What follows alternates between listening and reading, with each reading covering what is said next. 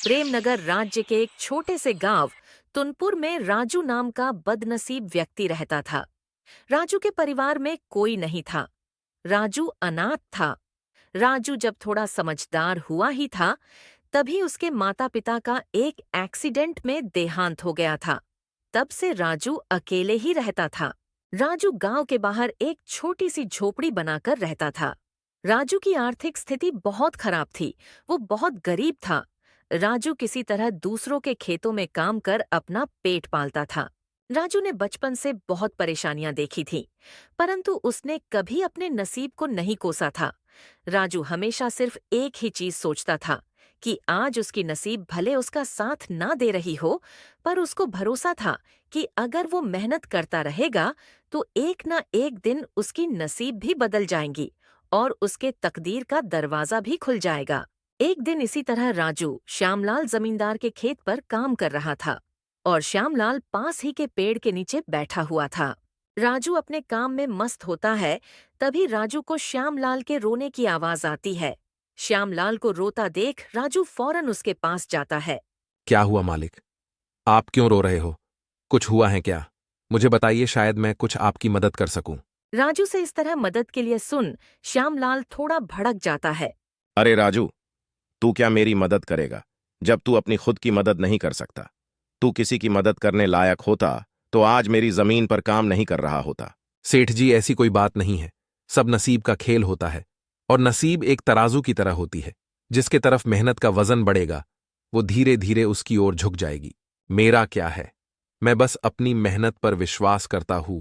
आज नहीं तो कल नसीब का तराजू मेरी तरफ भी झुकेगा और मेरे भी तकदीर का दरवाजा खुलेगा। राजू से इस तरह की बातें सुन श्यामलाल को बहुत प्रसन्नता होती है।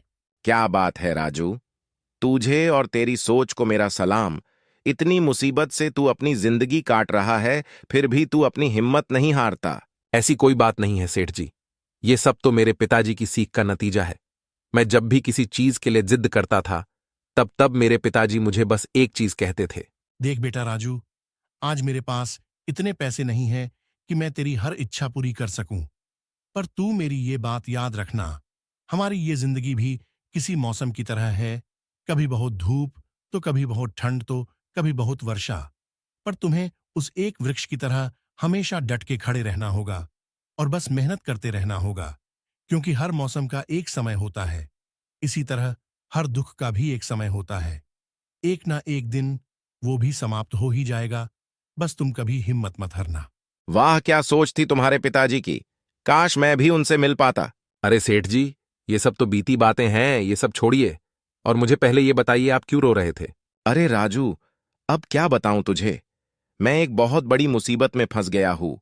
मुझे कुछ समझ नहीं आ रहा है कैसे इस समस्या से बाहर निकलूं। क्या हुआ सेठ जी? जरा साफ साफ बताइए। राजू, मेरे पास मेरे पिताजी की एक जमीन है जिस पर मेरा और मेरे भाई का पूरा हक बनता है, पर मेरे चाचा के बच्चों ने उस पर अपना हक जता लिया है। बस इतनी सी बात? एक काम कीजिए सेठ जी, आप अपने गांव के पुलिस स्टेशन में जाकर अपने चचेरे भाइयों पर जमीन हड़पने का केस कर दीजिए। अरे इसका कोई फायदा नहीं है राजू। हमारे गांव का विधायक मेरे चाचा के लड़के का बहुत अच्छा मित्र है, इसलिए तो इतना परेशान हूं। क्योंकि अगर गांव का विधायक उनके साथ है तो मैं कानूनी तौर पर भी उस जमीन को अपना साबित नहीं कर पाऊंगा।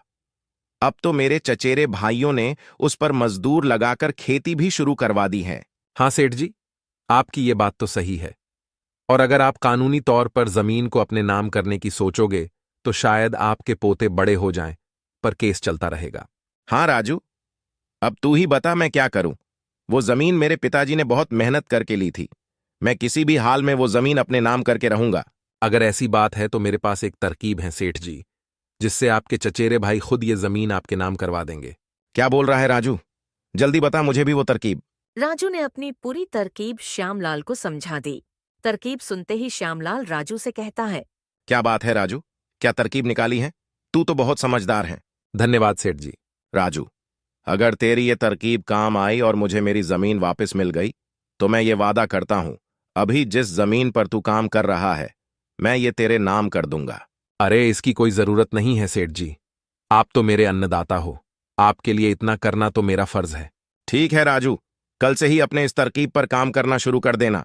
जी सेठ जी, कल से ही मैं अपने काम पर लग जाऊंगा। राजू फिर से अपने काम पर लग जाता है।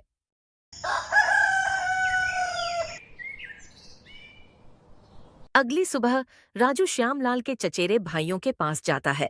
नमस्कार सेठ जी, क्या मुझे आपके यहाँ कुछ काम मिल सकता है? कौन हो तुम? और यहाँ पर काम करने वाले चाहिए, ये तुम्हें किसने बताया? अरे सेठ जी, हर दिन कहीं ना कहीं काम कर अपना पेट पालने वाला एक गरीब मजदूर हूँ। कभी किसी के यहाँ खेती कर लेता हूँ तो कभी किसी के यहाँ मजदूर बनकर जो काम मिल जाए कर लेता हूँ। ये सब तो ठीक है, पर हमारे यहाँ कोई काम नहीं है। बस क्या सेठ जी, मैंने सुना है पूरे गांव के सबसे बड़े जमींदार आप लोग हों और पूरे गांव में सबसे बड़ी जमीन आप लोगों के पास है, तो मुझे लगा कि मुझे यहाँ तो काम आराम से मिल जाएगा। नहीं भाई, हमारे पास कोई काम नहीं है। हमारे पास पहले से बहुत मजदूर हैं।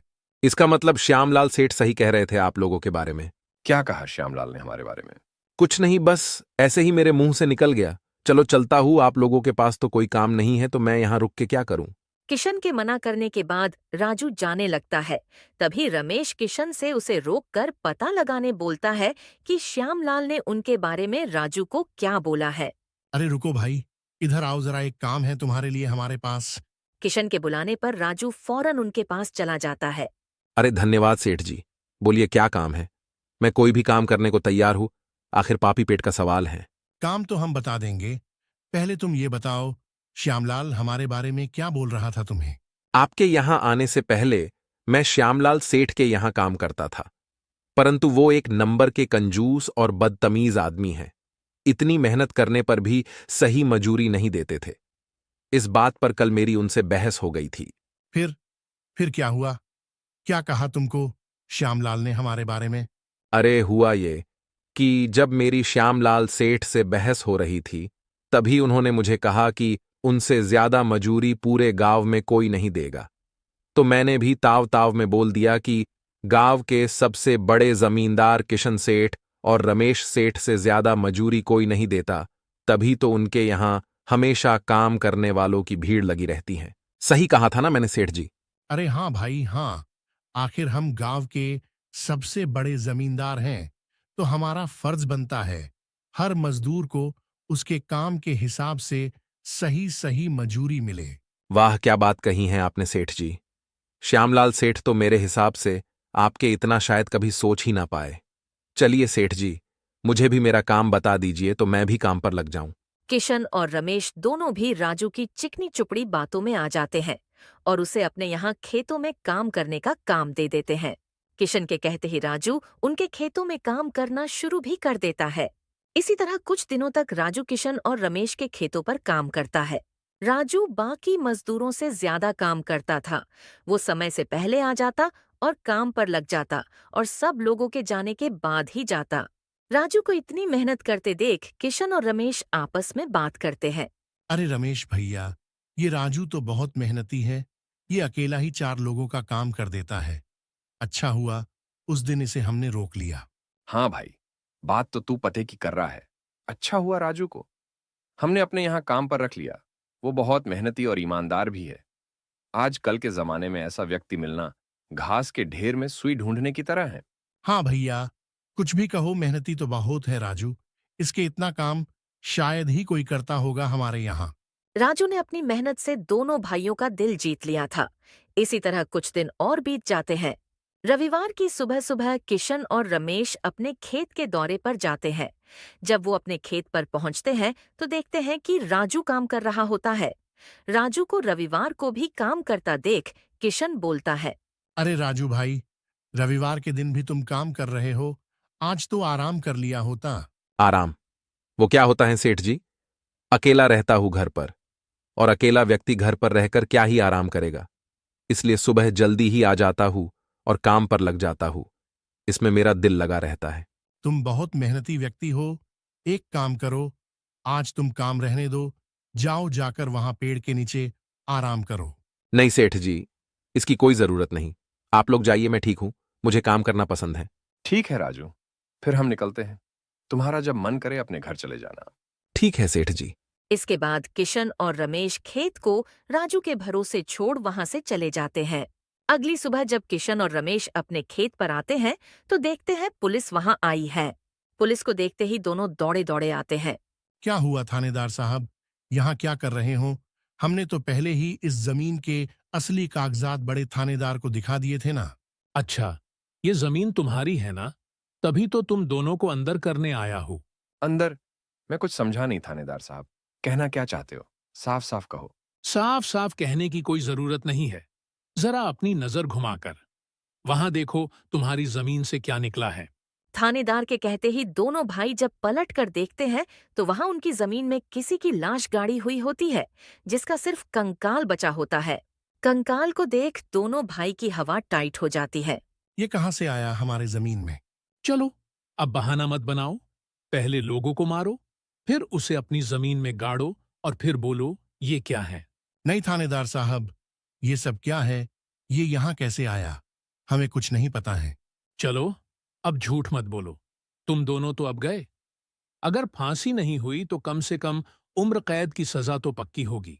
फांसी और उम्र कैद सुन दोनों भाई डर जाते हैं और थानेदार के सामने गिड़गिड़ाने लगते हैं। नहीं थानेदार साहब, हमने कुछ नहीं किया। ये सब कहाँ से आया इस जमीन में हमें नहीं पता। वाह, क्या बात है! तुम्हारी जमीन से कंकाल निकलते ही हमारी जमीन से इस जमीन पर आ गए। इस मामले से बचने के लिए दोनों भाई कुछ तरकीब लगाने की सोचते हैं। तभी वहां राजू आ जाता है। अरे सेठ जी, ये पुलिस क्यों आई है? कुछ हुआ है क्या? हाँ राजू, देखो, पता नहीं कहाँ से हमारे जमीन में ये कंकाल आ गया है। राजू कंकाल का नाम सुनते ही चौंक कर बोलता है। क्या कंकाल? ये कहाँ से आ गया? ये तो बहुत बड़ी मुसीबत में आ गए आप दोनों मालिक। हाँ राजू, अब तू ही कुछ तरकीब बता जिससे हम इससे बाहर आ सके। तीनों को खुसुर पुसुर करता देख थानेदार कहता है। चलो, अब कोई तरकीब मत बनाओ। दोनों में से एक भाई तो पक्का जाने वाला है जेल में। अब तुम दोनों ही फैसला करो कौन जाएगा। थानेदार साहब, हमें बस 5 मिनट दीजिए, अभी हम फैसला करके आते हैं कौन जाएगा जेल। ठीक है, जल्दी जल्दी तय करो, किसको लेके जाऊं मैं जेल। ठीक है थानेदार साहब। राजू, किशन और रमेश थानेदार से थोड़ी दूरी पर चले जाते हैं। देखो मालिक, दोनों भाइयों के फंसने से अच्छा है कोई एक भाई फंसे। अब आप लोग सोचिए कौन जाएगा जेल। राजू भाई, हम दोनों भी अंदर नहीं जाना चाहते। कोई तरकीब लगाओ भाई, जिससे हम दोनों बच जाएं। मालिक, एक बात बोलूं, इस कंकाल को देख के तो लगता है काफी महीनों पहले से इसे जमीन में डाला गया होगा। एक तो किशन फांसी की बात सुन बहुत डरा हुआ था और राजू से ये सुनते ही किशन डर के फटाफट पूरी कहानी राजू को बता देता है। देखो राजू भाई, सच्ची सच्ची कहूं, ये जमीन तो हमने बस महीने पहले ही हड़पी थी अपने चचेरे भाई श्यामलाल से। किशन से हड़पने की बात सुन राजू ऐसा बर्ताव करता है जैसे उसे कुछ पता नहीं है इस बारे में। क्या कहा मालिक? हड़प्पी थी जमीन? मैं कुछ समझा नहीं, जरा साफ साफ बताइए। किशन जमीन हड़पने वाली पूरी कहानी राजू को बता देता है। किशन से पूरी कहानी मुंह जबानी सुनते ही राजू कहता है। मालिक, मेरे पास एक तरकीब है जिससे सांप भी मर जाएगा और लाठी भी नहीं टूटेगी। बताओ राजू भाई, जल्दी बताओ। तरकीब बताने से पहले आप मुझे ये बताओ, आपके लिए ये जमीन प्यारी है या आप दोनों की जान? इसमें कोई कहने की बात थोड़ी है राजू, हमें जमीन से ज्यादा हमारी जान प्यारी है। तो एक काम कीजिए मालिक, आप सबसे पहले जाकर थानेदार को बोल दीजिए ये जमीन श्यामलाल सेठ की है। थानेदार को बोलना हमने तो बस 1 महीना पहले ही ये जमीन उनसे बस काम करने के लिए ली है, बाकी का मैं संभाल लूंगा। अरे राजू, पर इससे तो हमारी जमीन हमसे छीन जाएगी, उसका क्या? नहीं मालिक, आप शायद मेरी तरकीब अब तक समझे नहीं। आप जब ये थानेदार को बोलोगे ये जमीन श्यामलाल सेठ की है तो पुलिस किसको पकड़ेगी? श्यामलाल सेठ को। और श्यामलाल सेठ के अंदर जाते ही ये जमीन फिर से आप लोग हड़प लेना, समझे? इससे आप लोग भी बच जाओगे और जमीन भी आपकी रहेगी। राजू की तरकीब सुन दोनों भाई दंग रह जाते हैं। वाह राजू भाई, तुम तो बहुत दिमाग वाले हो। आज तक तो तुमने हमें अपने बल से प्रसन्न किया था, आज तुम्हारी बुद्धि हमारी जान भी बचाएगी। राजू की तरकीब सुन तीनों थानेदार के पास जाते हैं और थानेदार को सब वैसे ही बोलते हैं जैसे राजू ने उन्हें कहा था। थानेदार साहब, ये जमीन हमारी नहीं है, हमने तो बस काम करने के लिए ये जमीन हमारे चचेरे भाई श्यामलाल से ली थी। वाह, जब तुम खुद फंस गए हो तो अब किसी और को फंसाकर अपने आप को बचाना चाहते हो। नहीं साहब, आपको विश्वास नहीं हो रहा तो राजू से पूछ लीजिए, ये हमारे पास बस अभी काम कर रहा है, इसके पहले ये श्यामलाल के पास काम करता था। बोलो राजू, ये जमीन किसकी है? हाँ थानेदार साहब, ये जमीन श्यामलाल सेठ की है। किशन सेठ और रमेश सेठ ने तो बस कुछ ही समय से इस जमीन पर काम कराना शुरू किया है। राजू से ये सब सुनने के बाद थानेदार राजू को श्यामलाल को बुलाने बोलता है। ठीक है, अगर ऐसी बात है तो एक काम करो राजू, जाओ और श्यामलाल को बुलाकर लाओ। राजू फौरन जाकर श्यामलाल को बुला लाता है, पर श्यामलाल अपने साथ पूरे जिले के एसीपी साहब को लाता है। सलाम सर जी, आप यहाँ। हाँ, बस यहाँ पास से गुजर रहा था तो भीड़ देख यहाँ चला आया। बोलो यहाँ क्या चल रहा है? देखिए सर जी, इन दोनों के जमीन से ये कंकाल निकला है और अब ये लोग बोल रहे हैं कि यह जमीन श्यामलाल की है। थानेदार ने पूरी कहानी एसीपी को बता दी और इन सब में अपने आप को फंसता देख किशन एसीपी को बोलता है। नहीं सर जी, ये जमीन हमारी नहीं है। हम बस कुछ समय से यहाँ काम करा रहे हैं। आप हमारे पास काम कर रहे मजदूर राजू से पूछ लीजिए। हाँ साहब, ये जमीन श्यामलाल सेठ की है। मैं कैसे मान लूं कि यह जमीन श्यामलाल की है? मेरे यहाँ का थानेदार तो कह रहा था इस जमीन पर केस चल रहा है और ये जमीन शायद तुम्हारे हवाले हुई है, और अब तुम बोल रहे हो ये जमीन श्यामलाल की है। नहीं साहब, हम बस इस जमीन को हड़पने की साजिश कर रहे थे, पर अब हमें नहीं चाहिए ये जमीन। अगर आपको चाहिए तो हम वो केस भी वापस ले लेंगे। थानेदार, एक काम करो, तुम जाओ, आगे का मैं संभाल लूंगा। एसीपी के कहते ही थानेदार वहां से चला जाता है। चलो अब श्यामलाल तुम बताओ, ये कंकाल यहाँ कहाँ से आया? तुमने किसको मार के यहाँ डाला है? अरे साहब, ये तो नकली कंकाल है। ये सब तो हमारा प्लान था इन दोनों के मुंह से सच्चाई सुनने के लिए। श्यामलाल से यह सुनते ही दोनों भाइयों के पैरों के नीचे से जैसे जमीन ही खिसक जाती है। हाँ एसीपी साहब, मैंने भी दोनों ने जो जो बातें मुझे कहा है सब रिकॉर्ड भी कर लिया है मेरे फोन में। आप चाहे तो ये रिकॉर्डिंग अपने साथ ले जा सकते हैं सबूत के तौर पर। राजू को भी इस प्लान में शामिल देख दोनों भाई को समझ जाता है कि यह सब श्यामलाल और राजू ने मिलकर किया है। अब तो उन दोनों के खिलाफ एसीपी के पास सबूत भी था और उन दोनों के पास अपनी गलती मानने के अलावा कोई चारा नहीं था। हमें माफ कर दीजिए एसीपी साहब, हम लालच में आ गए थे। हम आज के बाद यह गलती कभी नहीं करेंगे और ये जमीन भी श्यामलाल भाई को वापस दे देंगे। गलती तो तुम दोनों ने कर दी है, इसकी सजा तो तुम दोनों को मिलके रहेगी। और रही बात जमीन की, तो वो श्यामलाल की थी और रहेगी। तुम दोनों चलो अब जेल की हवा खाने। किशन और रमेश दोनों एसीपी और श्यामलाल से माफी मांगने लगते हैं। दोनों को इतना गिड़गिड़ाता देख श्यामलाल दोनों को माफ कर देता है। एसीपी को भी इन्हें नहीं ले जाने देता है और अपना केस भी वापस ले लेता है। श्यामलाल के केस वापस लेते ही एसीपी वहां से चला जाता है। धन्यवाद भाई, आपने हमें माफ कर दिया। आज के बाद हम ऐसी गलती कभी नहीं करेंगे। ठीक है किशन, कोई बात नहीं। बस ये याद रखना कि एक जमीन के टुकड़े के लिए तुम्हें अपनों के साथ कभी छल नहीं करना चाहिए। तुम्हारे बुरे समय में तुम्हारे अपने तुम्हारा साथ देने आएंगे। जमीन का क्या है, कभी मेरी तो कभी तुम्हारी। आखिर में श्यामलाल राजू को जमीन भेंट कर देता है और उसकी एक जमीन का मालिक राजू को बना देता है। राजू, जैसे कि मैंने वादा किया था, उस दिन जिस जमीन पर तुम काम कर रहे थे, आज से वह जमीन तुम्हारी है और तुम उसके मालिक। नहीं मालिक, इसकी कोई जरूरत नहीं है। याद करो तुमने क्या कहा था मुझे। बस मेहनत करते रहो, एक ना एक दिन तकदीर का दरवाजा जरूर खुलेगा। तो समझो, तुम्हारे तकदीर का दरवाजा खुल गया और अब तुम भी एक जमीन के मालिक हो। अब से तुम्हें किसी और के यहां काम नहीं करना होगा। दोस्तों, इस तरह राजू ने अपने मेहनत और दिमाग से श्यामलाल को उसकी जमीन वापस दिला दी और दोनों ठगी भाइयों को भी सबक सिखा दिया। और इस तरह राजू ने अपने मेहनत और दिमाग की मदद से अपने फूटी किस्मत बदल दी और अब वो भी एक बड़े से जमीन का मालिक बन गया था।